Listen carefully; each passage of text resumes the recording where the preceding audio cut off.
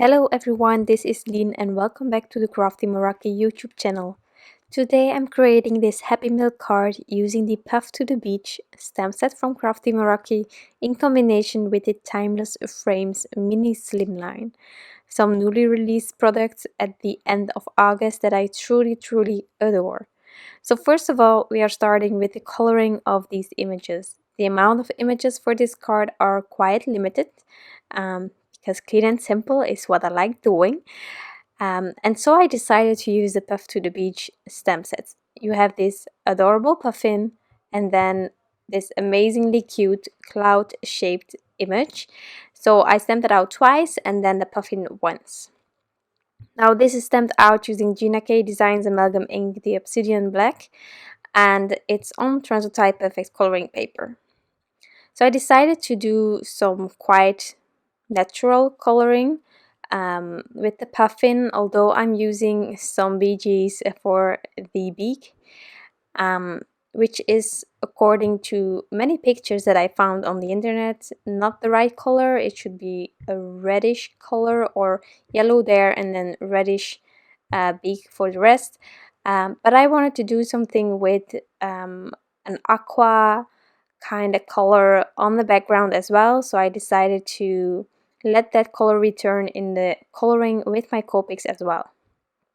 Now for the clouds, I am going to add a bit of color on the bottom half of the cloud each time.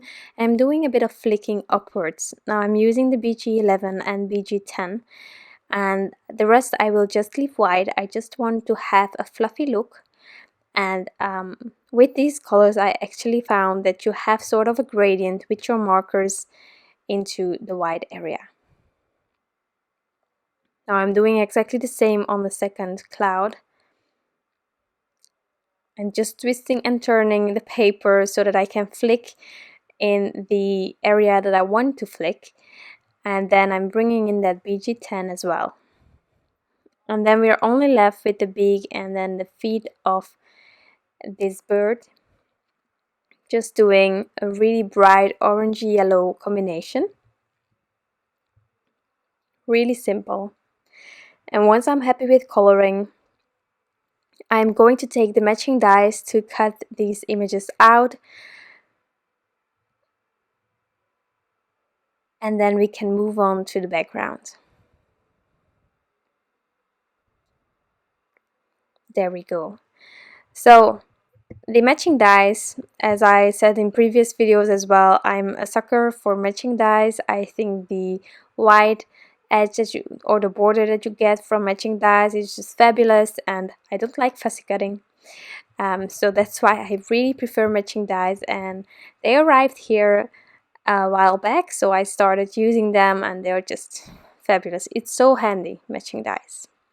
Now for the background, as I said, I'm using the Timeless Frames mini Slimline die, which is adorable. It's one of those basics that you actually need in your craft room. It's like the Timeless Frame Slimline, and I just love it.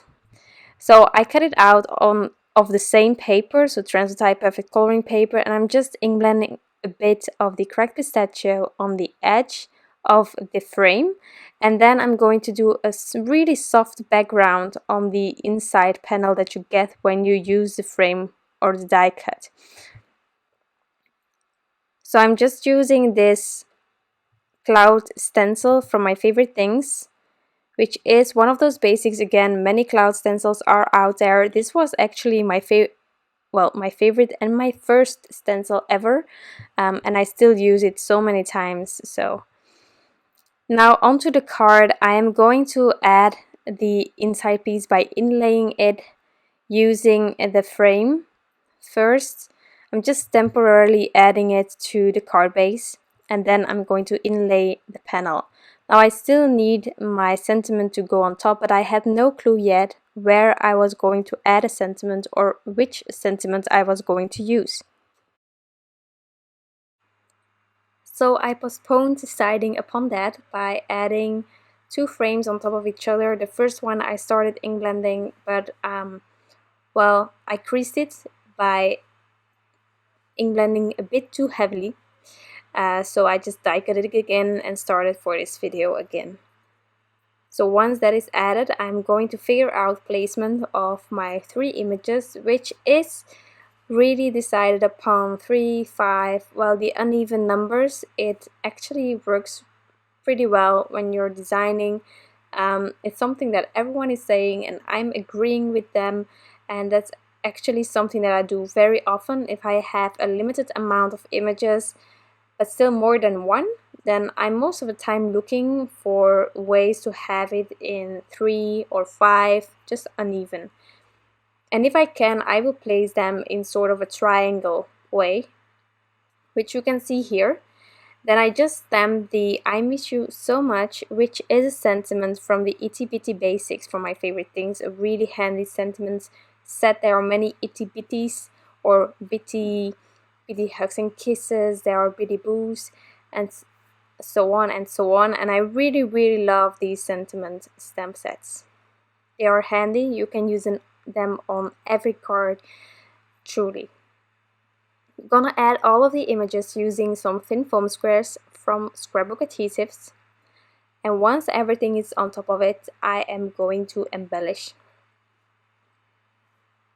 As you probably saw in the beginning, I'm keeping it really limited. I have this simple card, you can stop right here. But I decided to use a tiny bit of Stickles. This one is the crystals, and I'm just adding it on the bottom part of the clouds, where I also use my Copic markers, and that is going to be it. This is my card for today. Really simple, really precious in my opinion, and I truly enjoyed making it. I hope that you enjoyed this video and of course that you like the end result. I want to thank you all for taking the time to stop by and watching this video. I truly appreciate it, and I want to wish you all a fabulous day. I'll be back soon with some new crafty inspiration. Bye!